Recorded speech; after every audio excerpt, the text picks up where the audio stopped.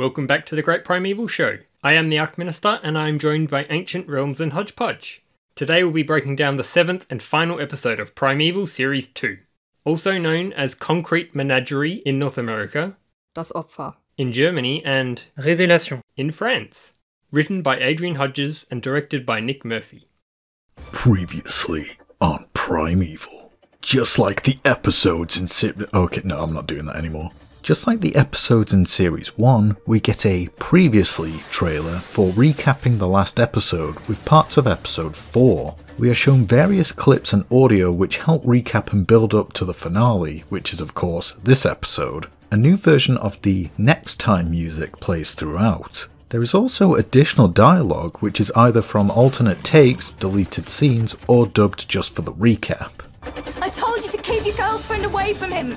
You better pray she doesn't hurt him. Bless as the traitor. Why would Leek try and kill me? The most notable addition is... It's done. I planted the virus. As the virus was never mentioned in episode 6, only implied before being revealed later in this episode. Unfortunately, this Previously recap was removed from the DVD version for some reason, and the episode starts immediately with the titles. Thankfully, you can still see this recap on digital copies from iTunes and Amazon, and streaming on BritBox or Sky Sci-Fi. This episode opens looking up at the sky before panning down to the setting. The previous episode also did this, likely because they share the same director. This air conditioning building is being used as a holding cell for Cutter and Jenny. Later in Series 3, Episode 8, it doubles as the Future City building where Jack Maitland falls down a shaft. The spinning extractor fan in the ceiling makes for a cool setting with interesting lighting by only letting small rays of daylight into the dark cell. Helen's not interested in you. Little does Cutter know that Helen has been following Jenny since episode 2, so it's completely to do with Jenny and she is interested in her. She's your wife. You should have kept her under control. Not very feminist of you, Jenny, considering how independent you are. For your information, I don't have a fiancé anymore. Jenny has broken off her relationship with her fiancé, as he suspected she was seeing another man, but maybe it's because he wasn't able to keep her under control.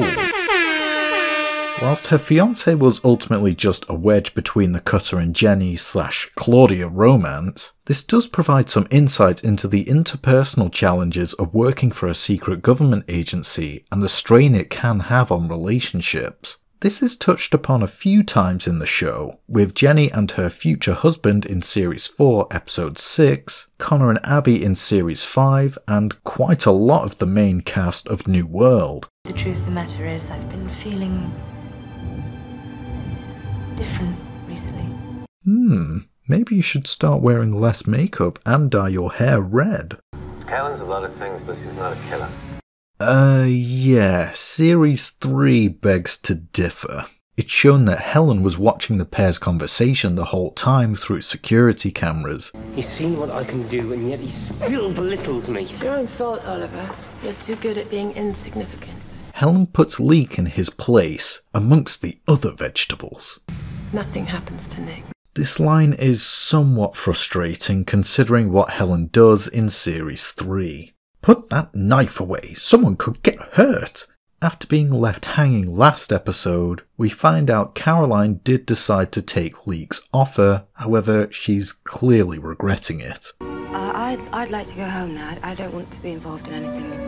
Well, seeing as how Leek is such a reasonable guy, I'm sure he'll just let you walk out of here, despite having seen his illegal secret operation. You asked to be shown this after all. Leek's office reuses several items from the Ark set. These screens are from the anomaly detector, and these desks are from the ops room. As she is now a loose end, Caroline is brought into Connor and Abby's cell by Leek to stir up conflict. For someone really smart, you can be amazingly thick sometimes. Abby just summed up Connor's entire character in one sentence, somewhat similar to Cutter in Series 1, Episode 3. I paid her to pick you up. Despite just finding out that his entire relationship with Caroline was fake, Connor seemed to get over it quite quickly. I suppose he did dump her. By text. So he's over her. Also, the guard in the back of this shot looks like he's trying so hard not to laugh whilst chewing gum. I name thee Gumbo. We're the nerds. The losers.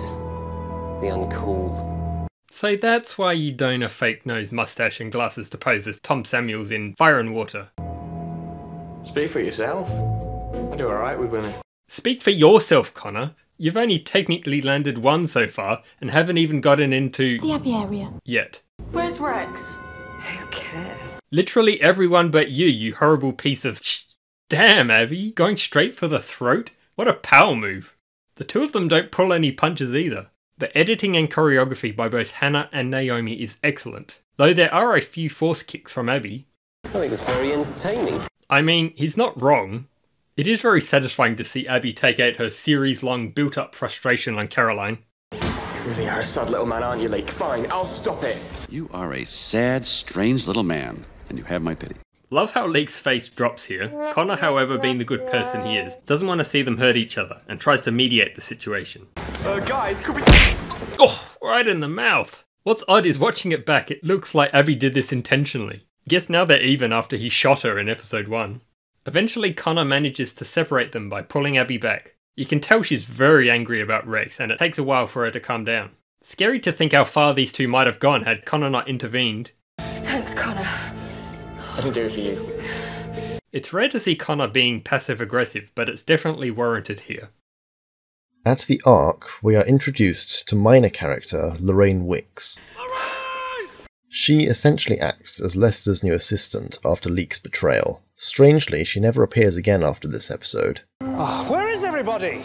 None of them are responding to their mobiles. I like to think that somewhere within Leek's headquarters, the team's mobile phones are ringing and vibrating uncontrollably.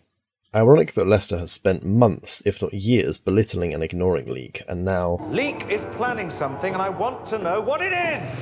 We then cut to a busy public beach, showing us what Leek's plan is. Much like the Predator being dropped off in the Ark, one of Leek's men has another creature in a van. Inside is a Silurian scorpion that when released quickly buries into the beach sand, and apparently nobody saw this. Though a dog did sense something was wrong, and barked at the rattling vehicle. A nice detail is the scorpion kicks up the sand onto the floor of the back of the van. We know from episode 5 that the scorpions hunt by following the vibrations made by their prey in the sand, so this sweeping shot of all these innocent beachgoers causing all kinds of vibrations is a fantastic tension builder. Among them is a man who's been buried in the sand up to his neck by his kids. The first hint that they get that something is amiss is this girl's bucket getting launched into the air. Aside from the few we know are actors, I wonder if the other extras were just random beachgoers on their day of the filming. We see that Helen is still listening in on Nick and Jenny's conversation. Helen will have her own agenda. Ooh, another transition from Helen to Jenny like in the last episode. Perhaps this is due to them sharing the same director. Bombs aren't Helen's style. Not yet, anyway.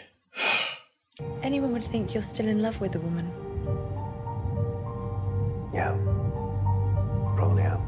You can see Helen's emotions immediately change as she is taken in by Nick's words. We shared something that was unique. Nick seems to be spilling his inner feelings for once. Whilst we later find out he's being theatrical for the cameras, he and Helen likely did share a very unique relationship, given how eccentric and intelligent they both are. Also, considering how often they play this track, Tom dies an awful lot in this series, considering he's dead. Hey, do you mind, mate? Do you want to turn down the music? Is this guy really making that much noise? If it's bothering you that much, why not find a different spot? You could have picked a better spot. The noise from the music adds to that of the other vibrations, which pass through the sand. The scorpion erupts from the ground, and the camera pans away whilst it gives this rude gentleman a cheeky nibble so as not to scare younger viewers too much. Or maybe it isn't just a fan of his music. We already know they're not fans of rock. I wonder if, seeing as this is a beach, for the scorpion, does this count as seafood? Do you like seafood? The same shot of the dog barking plays again here. Everyone panics and runs away from the beach and its new occupant. The beach lies abandoned, save for the poor guy who was seemingly left behind by his own children. Explosions of sand get nearer and nearer as this guy struggles to get free but can't until... You can tell he's edited out, but it's a very cool and morbidly funny scene regardless. You can also see the sand move under where he was. This beach was filmed at Bournemouth Beach. Not being able to contact the rest of the team, Lester resorts to asking Stephen for help. Listen, Stephen, this is no time for sulking. All alone in his apartment, having divided himself from his friends due to his mind being twisted by Helen, Stephen is still a hero at heart and goes to capture the Scorpion, on the condition that Lester cannot send any of his soldiers, as he doesn't trust them.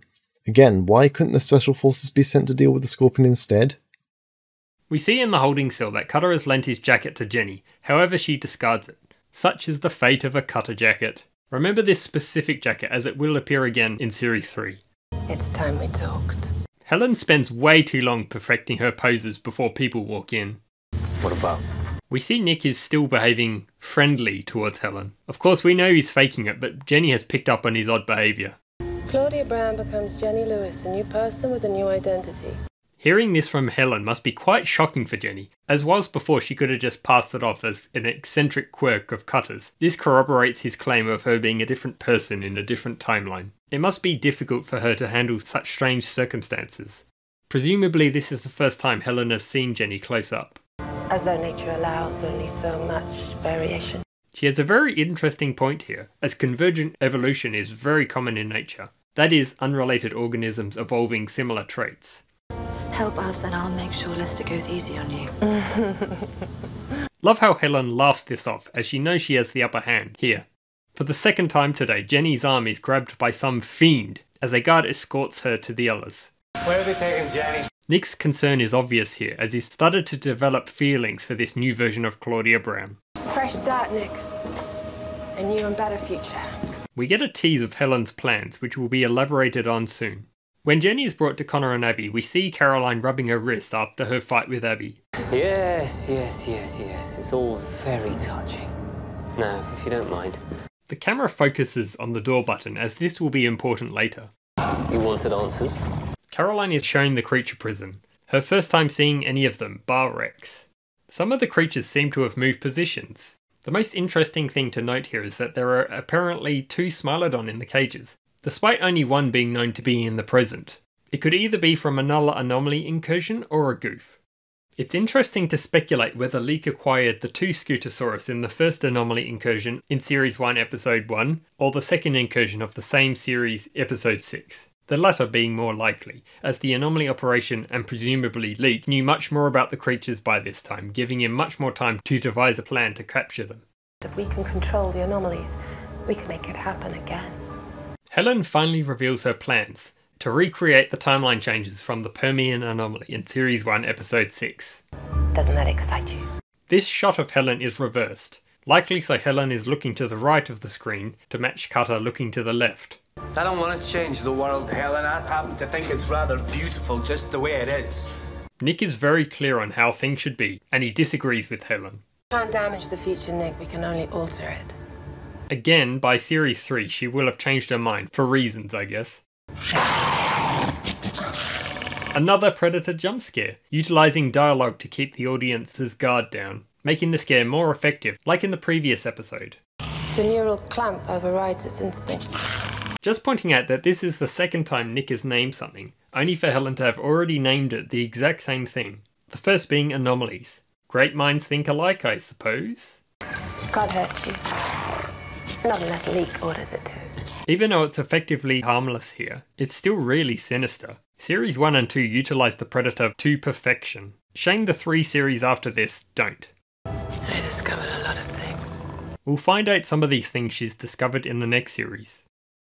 Whilst this is one of the only episodes in the show without any new creatures, there is something creature-related that I think deserves a thorough analysis. The neural clamps. As the show is very vague when it comes to giving details on these things, a lot of this profile will be speculation on our part. The devices themselves are wireless radio receivers, small enough to hold in the palm of your hand. They consist of a silver cylinder with transparent material on the rounded edge that allow a fierce red light to glow from within when the clamps are activated. It also has 8 metal spike-like probes on the underside that contact the animal's brain and central nervous system. The physical prop has 8 circular discs on the top, corresponding with the number of metal prongs on the bottom, surrounding a larger central disc, whereas the CGI version just has one large ring in the centre. This version is also seen on the neurally clamped Future Predator toy made by Character Options. To function, they appear to be surgically implanted into the skull of the future predators, attaching to a base plate with the probes entering the brain and the two black tubes attaching separately behind.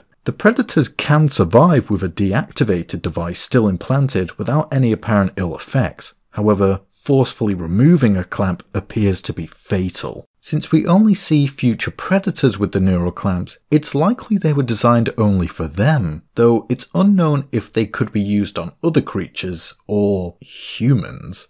A machine designed for human use. This leads us to question where the devices came from and why they were built in the first place. Cutter speculates that Helen found this technology in the future and gave it to Leek, but she doesn't actually confirm this, leaving the possibility open that Leek created them himself, as he has been shown to be very technologically oriented, even more so than Connor. Yeah, Leek isn't this smart.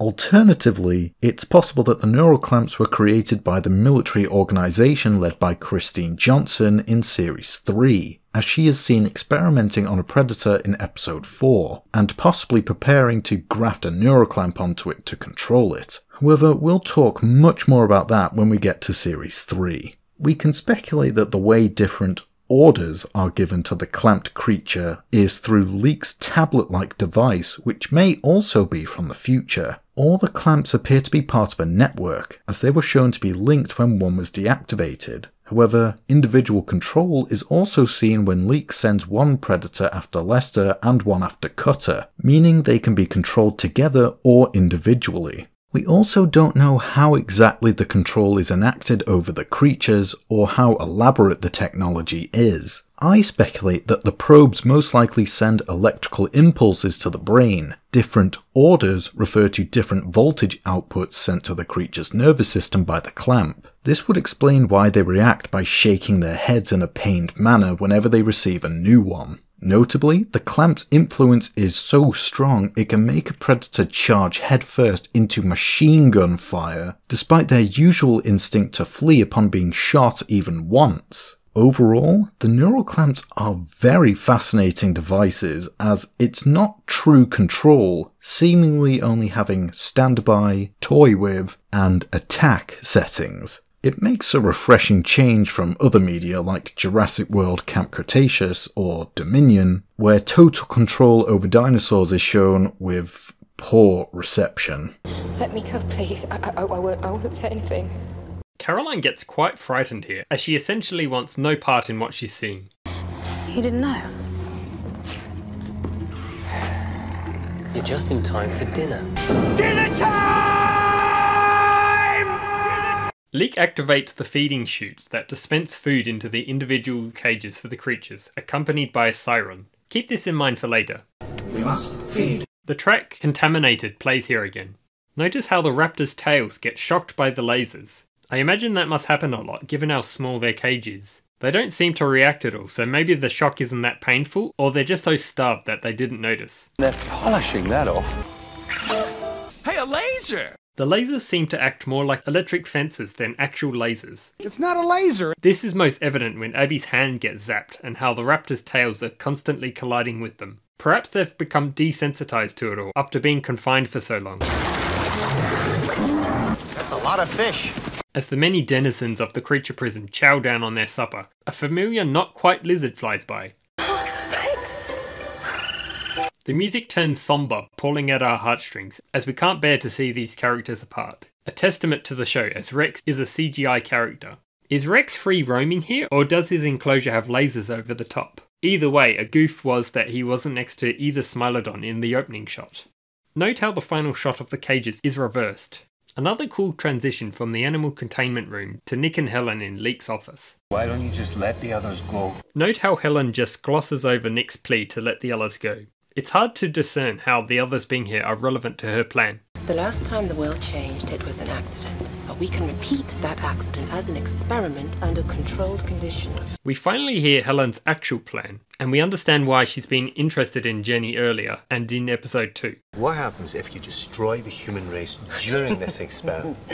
Then we bring it back again. But what if we could bring them back? What if extinction didn't have to be forever. Is this even the same Helen Cutter we see in Series 3? We do see Helen trying to change the future but failing. This just leads her to try and wipe out humanity. You can see Nick smiling but bewildered. Come on, be nice. It's nice to see that even after everything, Connor still cares about Caroline's feelings. Oh, you mean you actually care? I wish she was also lovey-dovey and never even let you her. My, is that a hint of jealousy I sense, Abby? Connor mentions having kissed Caroline at some point. We never actually see a kiss between them, not counting this peck on the cheek in episode 3. According to Naomi Bentley, there were filmed scenes depicting a kiss between her and Andrew Lee Potts. However, these seem to have been cut. Story-wise, they were likely from episode 3 or 4. I hate myself for what I did to you. I was greedy and stupid. I'm sorry. Whoa, did Caroline just show remorse? It's nice that her character is partly redeemed by this. She will redeem herself further later in the episode. You know, I think this is why the anomalies first appeared, Nick, so that we can help create the future. It's probably intentional that even Helen's theory about the cause of the anomalies is self-centered. Nick combats this with the rational argument that, like everything in nature, the anomalies too are due to random selection. It's natural selection. I disagree. Let's see who's right. The fact that Helen is almost giddy about this says a lot about her character. This entire conversation is similar to the one they had in Series 1, Episode 3. Even now, she and Nick still argue over evolutionary theories he finds ridiculous. 8 years later, the more things change, the more things stay the same. Also the fact that, like Nick, Helen believes she's right and only her way works. That works for me. Their debate is cut short by Leek's arrival with a guard. What's he doing here? Leek seems offended that Helen would take Nick out of his cell to talk. Give away our location and your friends die. Leek warns Cutter of this as he calls Lester to inform them he's holding all of his team captive, minus Steven. If you don't release that... Listen to me. For the first time ever, Leek cuts over Lester mid-sentence to show his impatience and apparent authority. I've positioned another dozen creatures in similar locations. Wow, Leek must have his own dedicated creature delivery service. CDS, for all your extinction transportation needs. I wonder if Leek used the services of Postman Postasuchus too. That's your problem. Love how aloof Leek is here. I want every available person out looking for those creatures. Is Lester actually using the special forces this time? It must be serious. If Steven calls for backup, make sure he gets it immediately.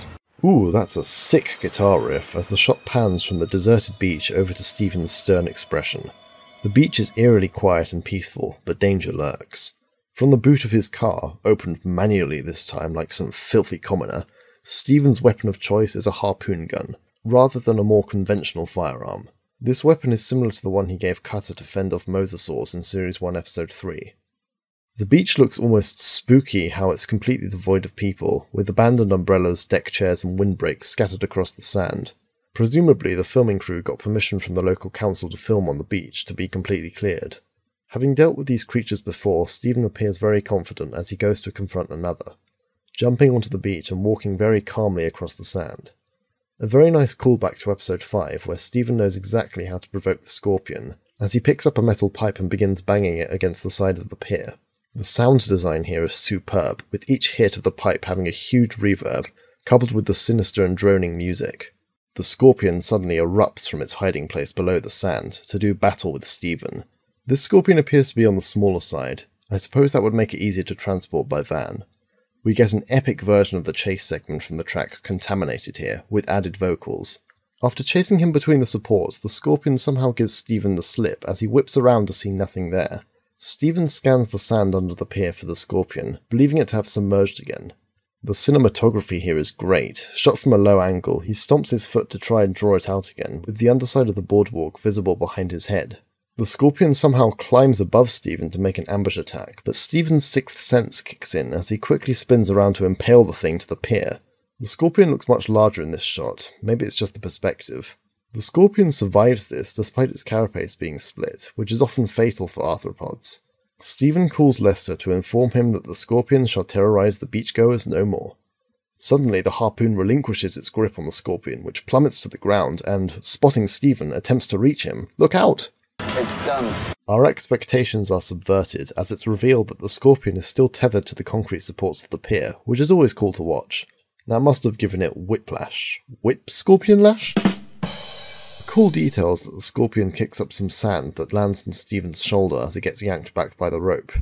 I love how there's just a pigeon in the background behind the scorpion that isn't fazed by it at all. Maybe it's desensitized to dangerous situations? If so, what has it seen in its life? I think I'm reading too much into this.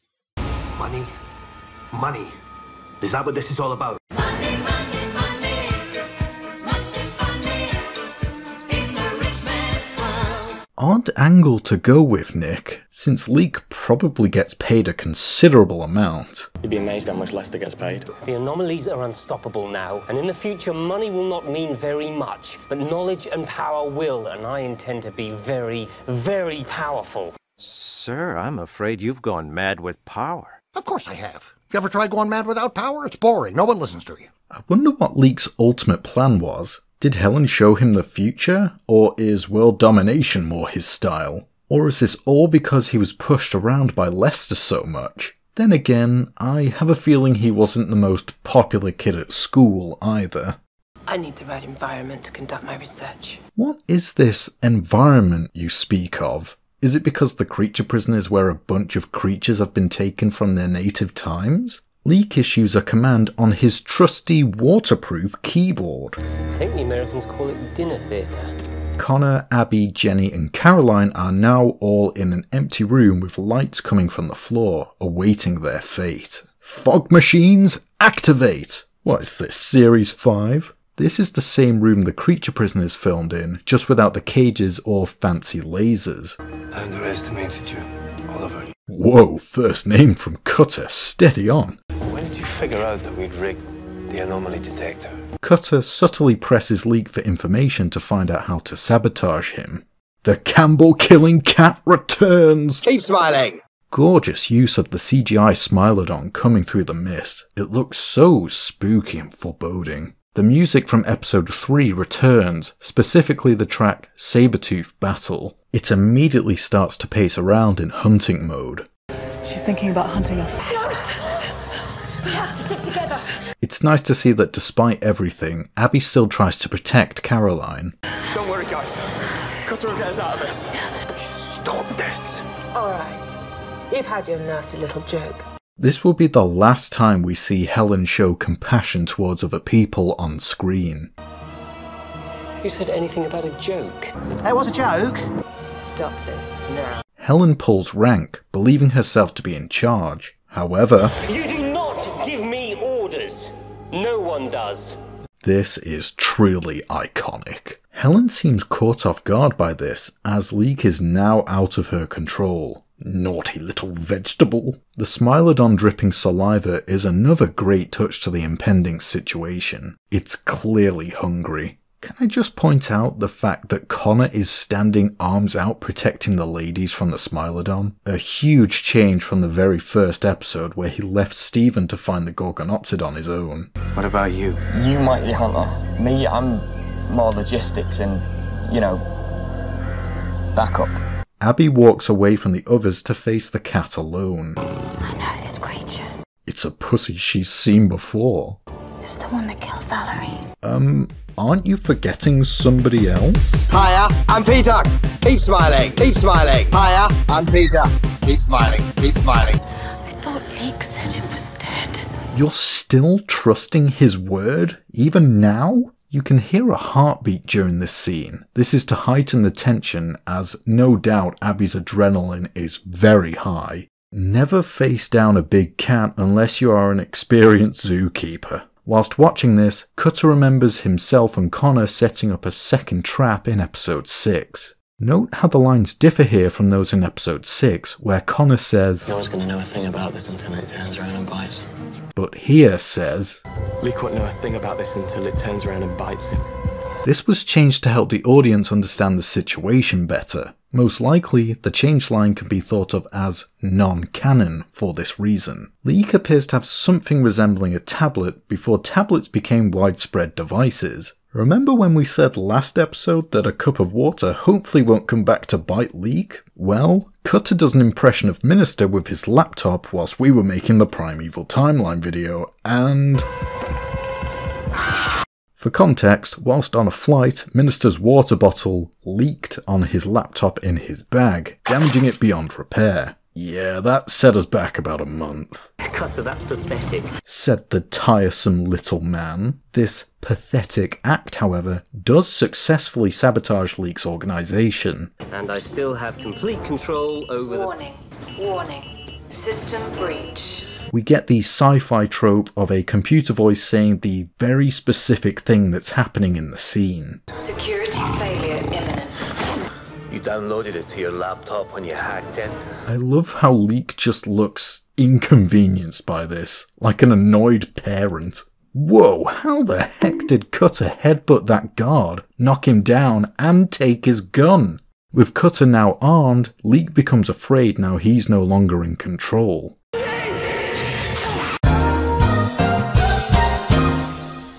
Abby, like an absolute ninja, dodges the Sabretooth as it pounces at her. It's hard to tell if Abby knew there was a voltage box immediately behind her for the Sabretooth to smash into and get an electrical shock from. The shutters and the lift doors then open and the Smilodon runs off through the shutter door. Get out of there. Get out. Get out! The shot lingers on the open control panel, foreshadowing its importance later. What's happened? Animal containment facility offline. We have an asset out of containment. It's cool seeing the lasers retract into the ground as they deactivate. Presumably their future technology as well. If only they had some wooden fences. Can you get a 10-foot pull down the bottom of the paddock? The guard gets back up and gets knocked down again. God,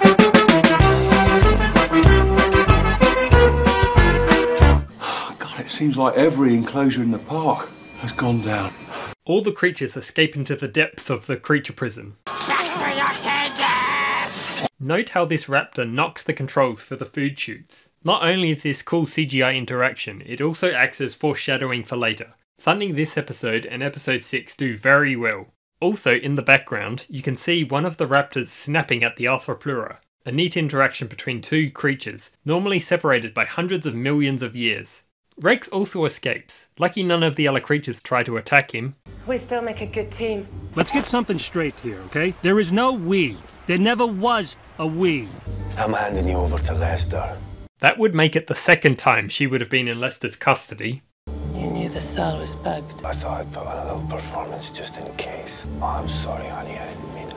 Hearing Nick call Helen honey, even ironically, just feels weird. I don't believe you. I don't care. Nick, you could have gone with it just a bit longer to keep Helen on your side until you escape, and then turn her over to Lester. But then Stephen might not have gotten involved with Helen calling him to help her escape later. And we need the drama, damn it! Get in front of me before I shoot you. Just shoot her now, Nick. You'll thank yourself in the future, trust me. Helen slowly and reluctantly complies to Nick's orders. I don't think you'll do that, Nick. Helen backs away and puts some distance between them. The guard suddenly revives and incapacitates Nick, giving Helen a chance to escape into the dark.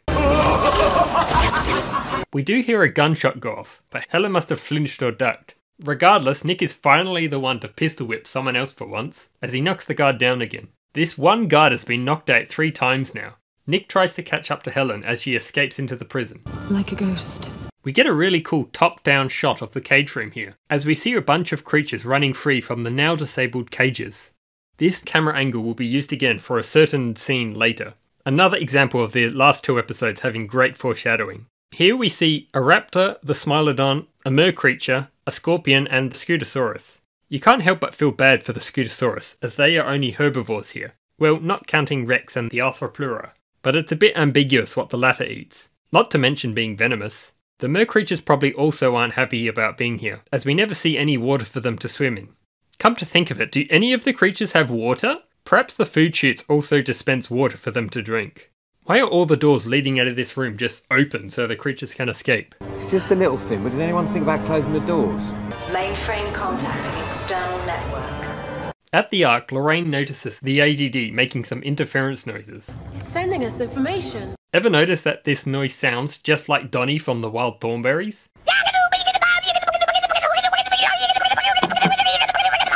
Yeah, try not hearing that from now on.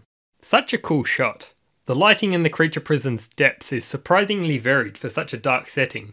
In this shot with the raptor, for example, there's both warm yellow light at the back and cool blue in the foreground.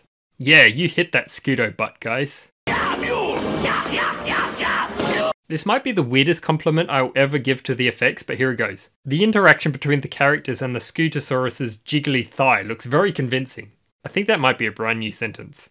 Motivated by Jenny's heel, the Scutosaurus charges forward. One of Leek's men utters the Wilhelm scream as he is trampled by the panicking Scutosaurus, marking the last Wilhelm scream in the entire show, and giving us the grand total of 15. Despite the use of them in almost every episode of Series 1 and 2, they will be missed. It's odd that they are never used again after this episode. Farewell, Wilhelm, it was fun while it lasted. Nice panning transition between shots here. I'll take that, thank you.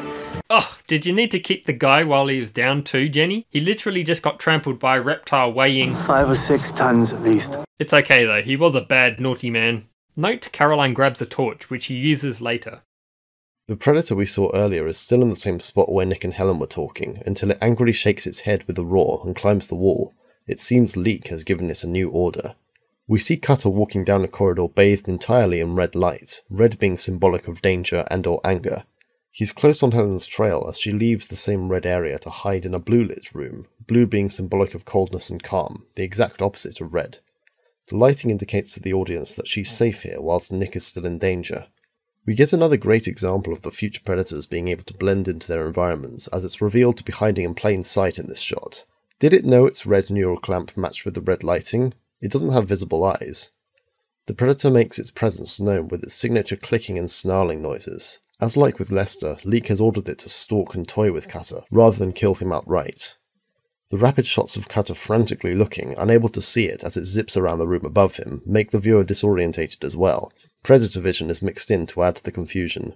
This one shot of Cutter illuminated by light with the camera looking off to the right is also to trick the viewer as you try to see it in the dark. Meanwhile, its shadow is seen from the left. Both we and Cutter don't know where the predator is when...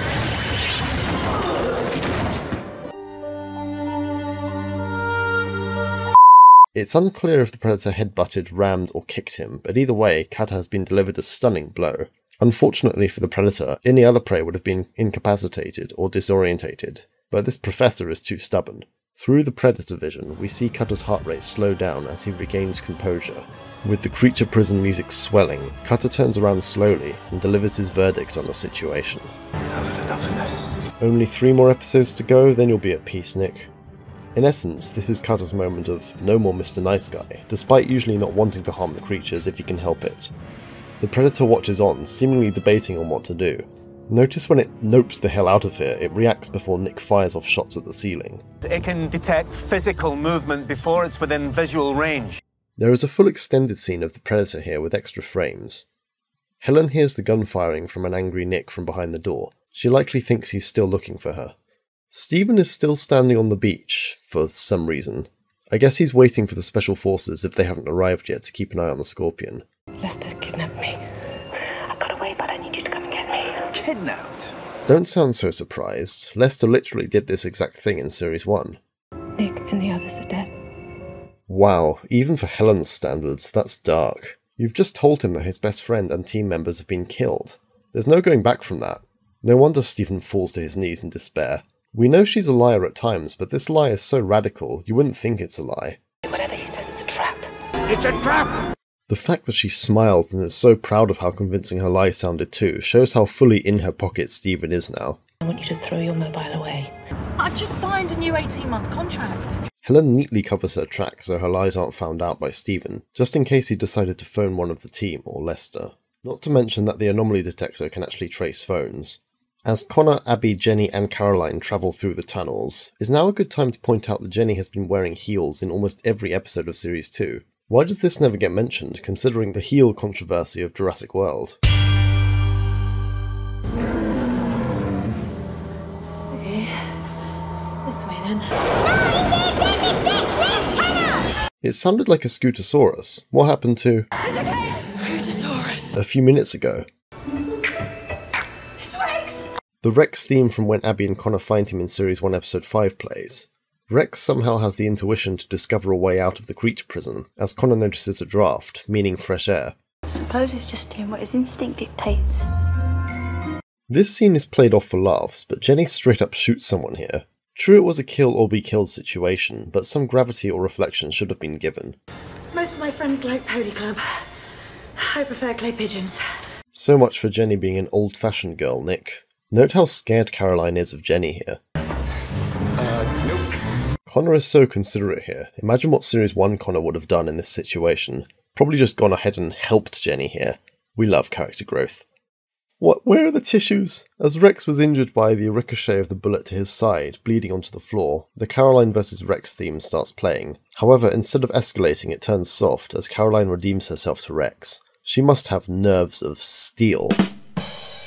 Poor Rex has had a rough go of it in this series. He got shut in the fridge, hit by a tennis racket, kidnapped and locked in a laser cage surrounded by predators, and now he's been shot. At this point, he probably would have been safer back in the Permian.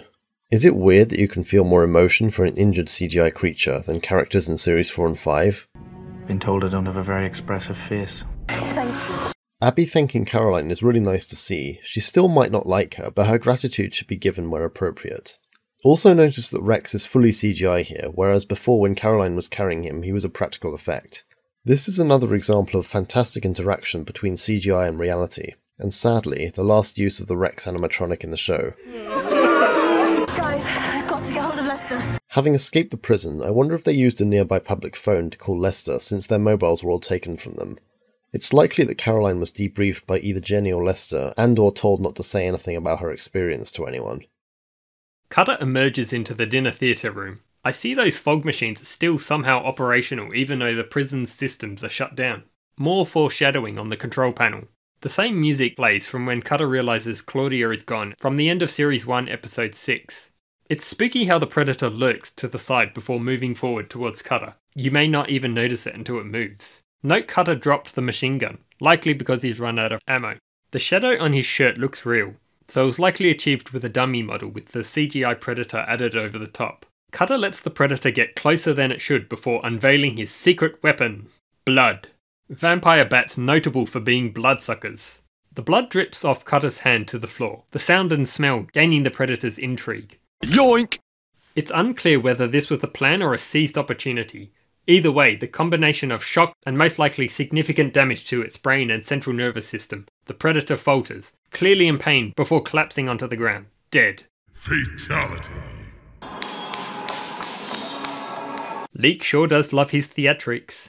Clearly a design fault. This Predator has developed a fault. I'll have to correct that in the others. This implies Leek did create the neural clamps, or at least he plans to modify them if they're from the future. What are those?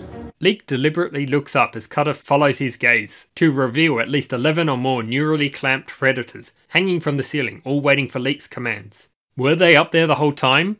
Were they on silent mode until revealed? Did the first predator purposely lead Cutter to the dinner theatre? All these questions don't matter. This is an awesome scene, despite being spoiled in the next time trailer of episode 6. My very own Praetorian Guard. The term Praetorian Guard coming from the Roman Empire. Oh, so they grew you, lads. For the bodyguards of emperors and high-ranking officials. Suitable name for Leek wanting to be untouchable. I guess you could also call Leek the Batman. One day they're gonna escape. It's the end of the human race you're looking at. Wow, there's a lot of foreshadowing to Series 3 in this episode, isn't there? Intentional or not, and for better or for worse. Leek looks genuinely scared here until... Now, in a few minutes the mainframe will have eliminated the virus. This is another example of Leek being equal to, if not smarter than Connor. His computer system is better than Connor's virus. Unfortunately, your friends have escaped. Are you just jealous cause you don't have any? I have you. Helen takes on a defensive stance with her knife. She's not phased at all as she's survived in the past for 8 years. It sounds like the Smilodon and Raptor are having a kerfuffle just outside the door. Stephen jump scare. The lovers are reunited. Fitting that after Connor, Abby and Jenny have left the prison, Stephen enters it, somehow getting past all those creatures unnoticed. He was killed. You saw it? You sure? Did you see it? Liar! Lying straight to Stephen's face, Helen is doing anything to salvage her situation and keep Stephen on her side. And it makes you feel sorry for Stephen who trusts her, for some reason. Find another woman, mate. You know, there's plenty more fish in the sea. Where's Lester? Oh, he's too powerful, Stephen. How? As usual, Helen plans to flee instead of dealing with her issues, just like in Series 1, Episode 1, 2, 4, 5 and 6. We should find another anomaly. Wait on the other side until it's safe. Again, she offers him to travel with her, just like in Series 1, Episode 6. It would have been cool to see Helen taking Stephen on her travels through the anomalies, even if only briefly, but alas, it will never come to be. We have to confront him. Helen's lies backfire as Stephen's heroic nature takes over, wanting to avenge his supposed dead friends. You're my friends. This last line is delivered with such hurt behind it. Even though it's not true, it's real to him. Again, the blue lighting symbolises how sad this is. Lee calls Lester to gloat about still having an army of creatures loose around various locations. The music here is somewhat reminiscent of a James Bond villain theme. A goof here is that Cutter is seen on screen before he's revealed to Lester soon. That clever little virus of his sent us the contents of your hard disk. Maybe the fact that Connor's virus was this devastating goes to show that he's smarter than Leek in the end. We're just mopping up the last of your menagerie now. Love how smug both Lester and Lorraine are in this shot. We never find out what species these unnamed creatures were. Presumably they're all tranquilized and possibly taken back to the Ark's unseen menagerie. Now, if you don't mind, I think there's some snooker on the other channel. One of Lester's best lines. With his plans crumbling around him, Leek has to resort to blackmailing Lester. Have you ever seen a man torn in half on live TV, Lester? Note how you see Cutter lightly shaking his head here, knowing exactly what Leek is doing. Call a halt to your men, or I shall order the creatures to dismantle Professor Cutter, joint by joint. A very nice transition between the screen and the shot. Lester makes a point in saying, "The government does not negotiate with hostage takers." 30 seconds, then they kill him. But Leek continues. James, don't do it, I'm not important. Tell that to Primeval fans. Also another first name Cutter, and Lester's no less, bold. 10. I'm trying to count down here. No individual's life is more important than the protection of the public. 4. Seizing an opportunity, Cutter runs towards the open control panel that the Smilodon broke open and forces the neural clamp he's holding in, causing him to be pushed back by an electrical surge as the clamp short-circuits and deactivates with the red light fading out. In unison, all the neural clamps keeping the other predators under Leek's control begin to deactivate. Cutter makes a very hasty retreat, leaving Leek standing in the centre of the room, looking dumbfounded and exposed. "Serves you right, you vegetable!" What have you done? He's made you see the wrong end of your grand disdain. They're gonna kill us all! Nope, just you, Oliver. No! Like every great villain, Oliver Leek succumbs to a death of his own devising, in this instance via a colony of superbats.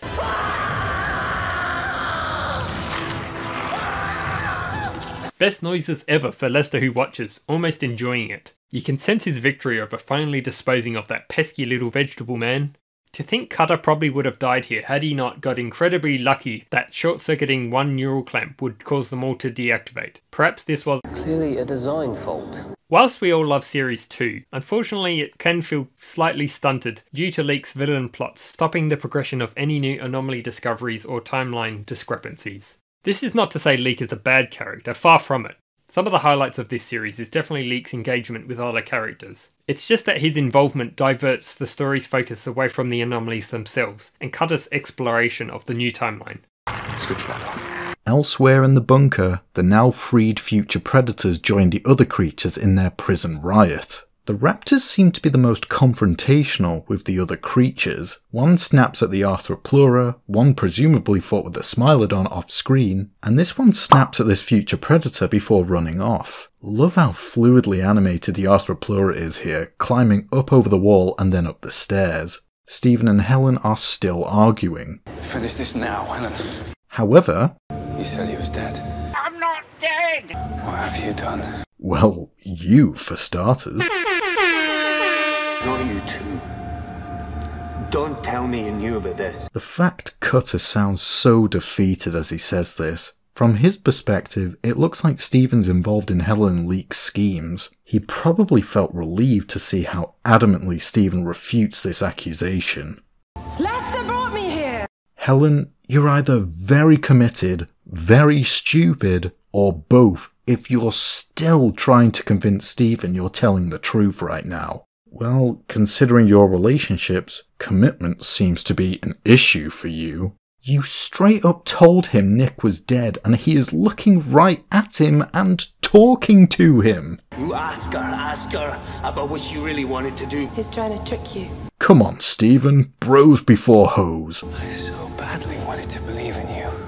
I don't believe it. But that doesn't put you in the right. Stephen's still mad at Nick for only ever doing things his way and dismissing him in the last episode. Even there's a whole army of predators in here. Nick shifts the conversation to the more immediate matter of stopping the creatures, especially the future predators, from escaping the prison. Stephen's face here is great, looking like he's being scolded by his mother. Nick appeals to Stephen's heroic nature by saying, Now if you want to help people, we have to do this. We get extremely passionate deliveries by Dougie and Jimmy and Juliet in this scene, and I commend them. Saying that, guys, indoor voices. You'll alert all the predators to your whereabouts. What's interesting is that in the next time segment for this episode, at the end of episode 6, we hear alternate takes for this scene where the characters are all shouting these lines. They're too powerful. There's nothing you can do. Then we're all gonna die.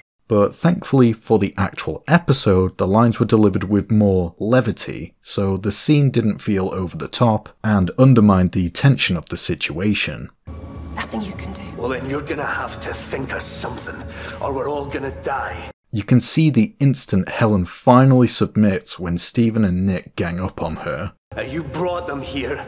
You know them. The siren. I wonder if it was Helen's idea to use the siren to intentionally train the creatures, or if she just came up with the idea to use it now. If we can lock them in with the predators, then they'll destroy each other. It's cool to see the trio briefly unite here as they form the plan. It's short, but these three really work well together when they're not arguing or with each other. We can only imagine the sort of adventures these three had together 8.5 years ago. How did he know which button to press on the first try? Did he just get lucky? Maybe Connor was right. Red one. Always the red one. A montage is shown of the creatures hearing the alarm and hurrying back to the cage room. Well, hurrying is a generous term in the case of the mer creatures. It's working. It's really cool, but also quite foreboding, hearing all the creatures excitedly roaring as they make their way back to the cage room for dinner. What's on the door? Nothing will get out. A male raptor arrives expecting there to be some grub, but instead spots Helen as she activates the controls to close the doors. Unfortunately, she doesn't make it out in time as the raptor grabs her. My leg! You can hear the door mechanism trying to close but failing as Helen is in the way. It's squeezing her so much, her bosom is nearly popping out.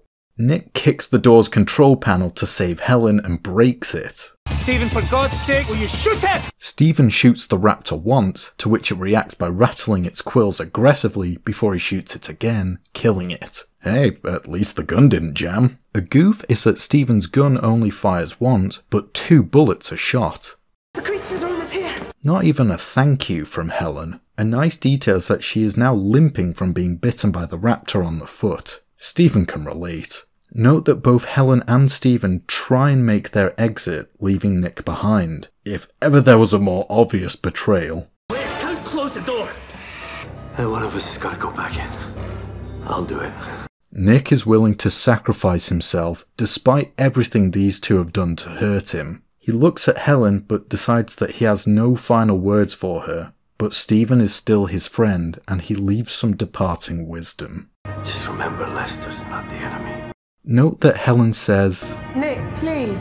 The way she says this feels very disingenuous. She clearly still cares for him, but likely doesn't think this situation is worth the sacrifice. Finally realizing that he has a chance to do the right thing, as if making up for all the mistakes he's made this series, Stephen takes Cutter's place and knocks him out long enough to close the door and lock himself in the room. Stephen! No, open the door! Open it! Let me in! Let me in! The music features a haunting quiet as Stephen slowly backs away from the door. Tell Abby and Connor. Stay out of trouble. He must have realised that Helen lied about the others being dead as well by this point. Also nice that he acknowledges them in this final moment, as he never had any ill will against them from this. We get an amazing shot of the creatures gradually encircling him, filmed through the circular window in the door, leaving many of the horrors lurking in the room's entirety to the imagination. This is followed by a top-down view as Steven slowly walks back into the center of the cage room. Surrounding him, we can see 3 future predators, 2 raptors, 2 mer creatures, the Smilodon, and a scorpion. No sign of the Arthropleura or Scutosaurus returning though. This shot had a few more frames cut at the end where the creatures get a few inches closer. The final shot of Stephen Hart is a somber close-up of him looking up to the camera, and a last look at his friend Nick as he accepts his fate. The bruise that Cutter left on his cheek still visible.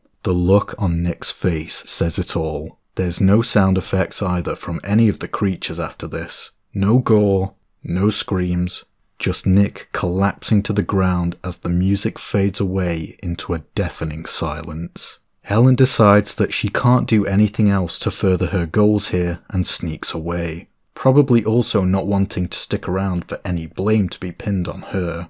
She also shows little to no emotion, likely not knowing how to process his death. Nick is left on his own, now without either a wife or a friend. The silence is broken by Nick sobbing on the ground, now all alone. This is the single most dramatic death in the show. Maybe not the most emotional, as we'll see soon, but it's done in such an impactful way. The music, the slow build-up of more and more creatures stalking around him, and the horrified look on Cutter's face as he watches helplessly from the window in the door. It is as sad as it is magnificent. Cutting to some time later, the whole team, including Lester, as well as numerous other people we've never seen before, likely other friends and family of Stephen, attend his funeral in formal black attire. We could speculate that this man and lady in the hat are Stephen's parents. I wonder if his ex-girlfriend Allison is also here. Naturally, there is no sign of Helen. She doesn't do funerals. Did you come to the funeral? No, was it good? It's okay. There is no speech or dialogue of any kind in this scene until after the funeral, so just the music track Tom Dies Again, which reflects the mood as well as the overcast weather. I know this probably isn't the time, but did Connor finally get Stephen's iPod? If you get killed, can I have your iPod? This man likely informs Lester of a call from the Ark. After the funeral, Caroline approaches Connor and Abby with her voice interrupting the music. It's odd that she's here, as she seemingly didn't know Stephen. I suppose she's paying respects because she was involved with Leek's organisation. Regardless, it's nice to see that she tries to reconcile with Connor, perhaps even indicating she'd like a relationship of some sort. I just wanted to say sorry. I was thinking that... Despite saving Rex, Abby's eyes are spitting venom at Caroline, whilst Connor seems indifferent, likely never calling her as we never see her again. Well, you have my number. I gave you my number.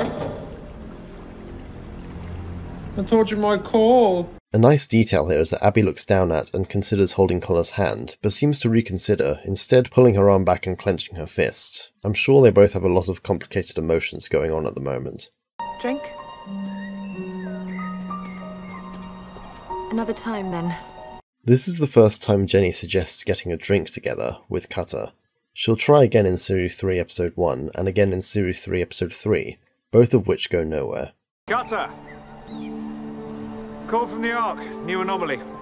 Better get going. The timing never quite works out between these two. Sorry. Bad timing. Cutter pauses to glance down at the photo of himself and Claudia Brown, earlier seen in Episode 2, and tears it, letting it blow away in the wind, finally accepting this new reality. In Series 3 Episode 5, it's seen that Cutter had another photo of Claudia, which he also tore up but then fixed with tape, showing that despite this moment, he'll never truly be over Claudia. Cutter? Are you coming?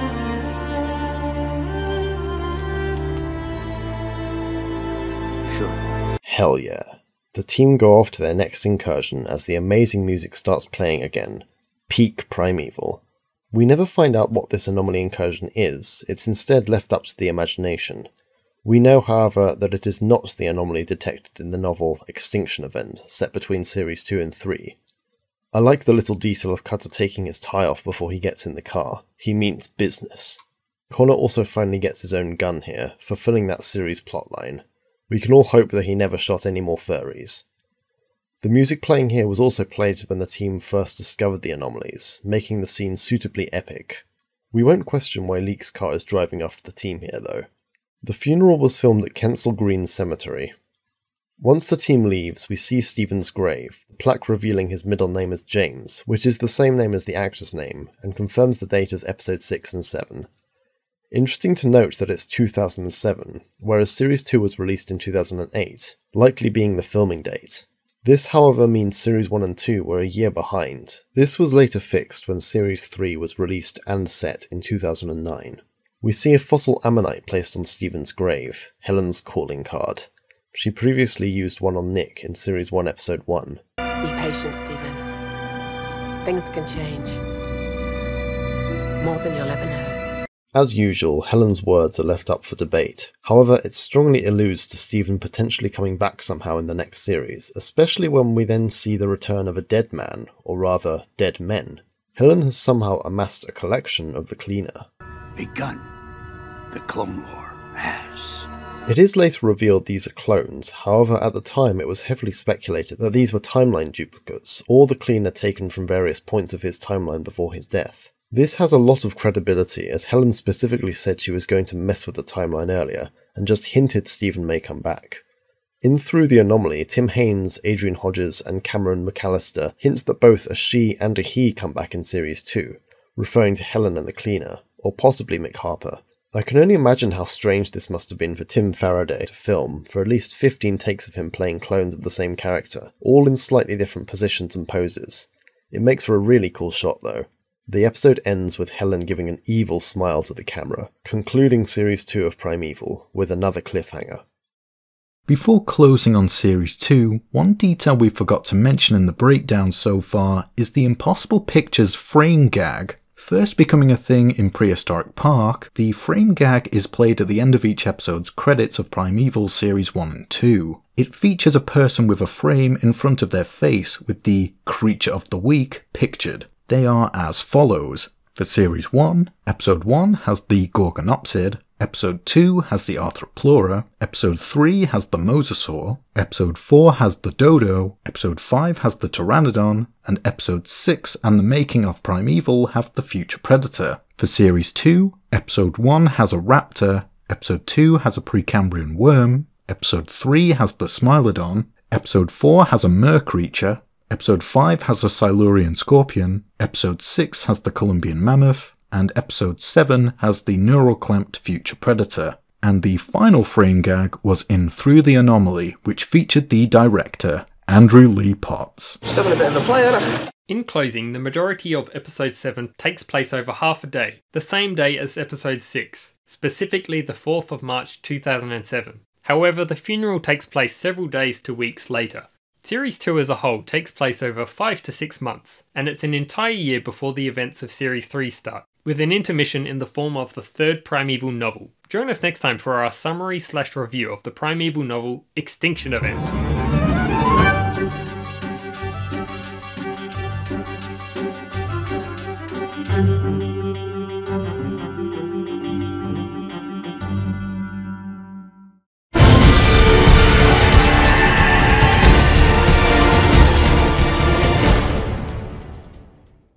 Have you got any message for the fans?